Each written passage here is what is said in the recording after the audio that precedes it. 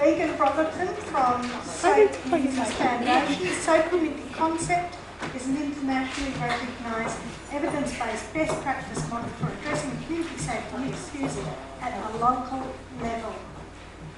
Come to Melbourne via Adelaide on the bus. Okay, I'm just going to plug it in so I won't start. Oh, I could, because I'll get much longer then.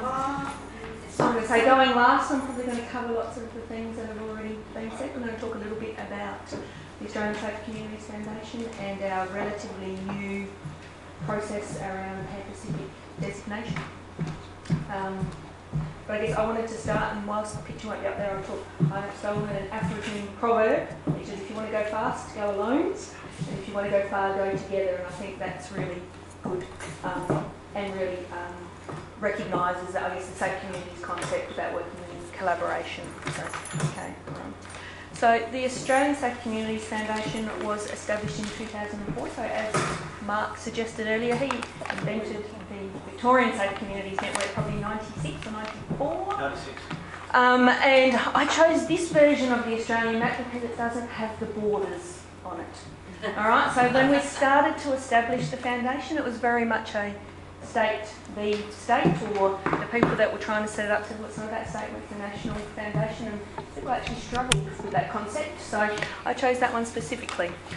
So we're a not-for-profit. We have, I guess, sister organisations across what is now the Pan-Pacific, so in the US, New Zealand and Canada. So for Canada, it used to be Safe Communities Foundation, but they've had a merger with a couple of other not-for-profits there, so they're now called Parachute, and we created the Pan-Pacific Network. Everest, so for some people who understand the WHO and the Collaborating Centre, this is how most communities see it. It is the Everest. It's either too hard, too expensive, too complicated to actually get that international recognition. And it's probably been more complicated over the last few years. So we've taken the lead of our other sister organisations in the Pan-Pacific who have national recognition.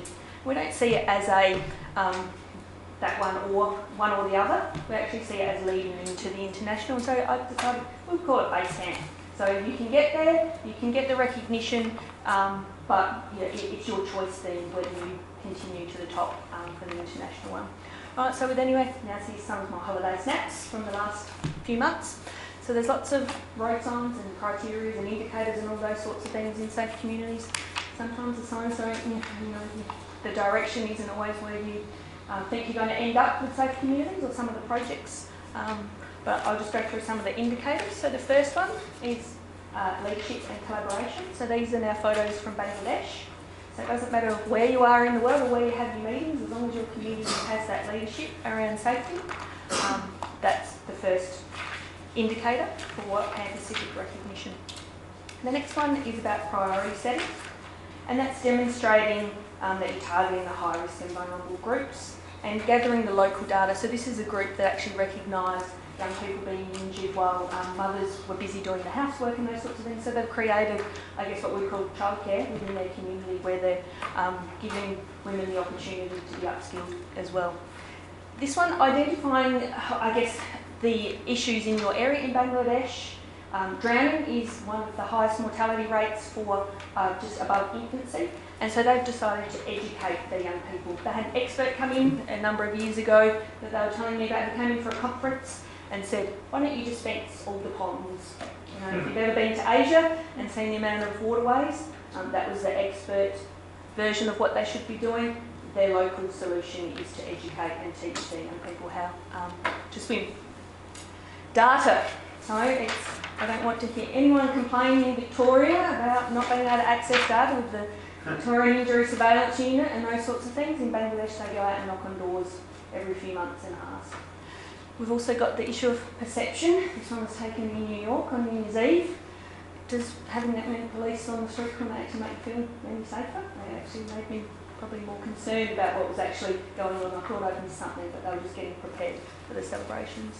So then it's looking at the programs that are suitable in your community, the range of programs, and Mark will love this one, with being the ergonomist and the workplace health and safety, which is my area as well. So it's looking at the programs that reach in your community. All right, and so they say that imitation is the highest form of flattery. There's nothing wrong with taking a program that works. Yeah, I know, it was my sense of humour. Nothing wrong with taking a program that already exists in another community and adapting it and adjusting it for your community. That's what the Australian Safe Communities Foundation have done, and our main income stream is through the Passport to Safety program. This is a Cuban cat. All right, so this is evaluation. It's enough to make anyone drink, I think. So and people get quite scared about the evaluation part of it. And what we're saying is it doesn't have to be an academic evaluation, whilst we strongly support it. That's not a requirement of the Pan Pacific accreditation. The final indicator is around communication, sharing your story, the networks, coming to events like this, being involved in the VSCN, and learning from what other people are doing, as well as being involved in national and international programs. It's tiring. Safe communities is really tiring, and everyone will go through different phases, which is why someone was awake to take a photo of everyone else being safe. But that's part of the process, and particularly in terms of accreditation, people are worn out by the time they get there. But we recognise that it's really important to have that collaboration, so you have the group where people can work off each other. Okay, so what do we get from Safe Communities? Well, for me, other than getting up at 4 a.m. today to come here, we get local solutions for local issues. Individuals have continued quality of life, or in these instances, improved quality of life. For the wider community, it's about a safer, more positive population, about greater perception. It's also about learning from others, and I think this one is around sometimes the smallest voice has the message that wants to be heard as well, and we need to listen to everyone in the community about what they have to say. And we heard about some of the processes that make that really complicated, so we need to think about how we get to hear those voices. This is one that we don't do so well, which is to actually celebrate, particularly the good things that we've done, and to share that. I guess we're quite laid back as Australians. I've just come back from the US where they're very rah-rah about everything that they're doing around community safety, so we need to learn how to do that. And I'm going to invite everyone, seeing there's not so many, it's all right.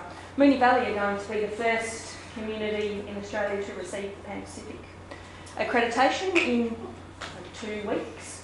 So I invite everyone to come along and to see and to celebrate with them and to learn about what they've actually done to achieve that. So.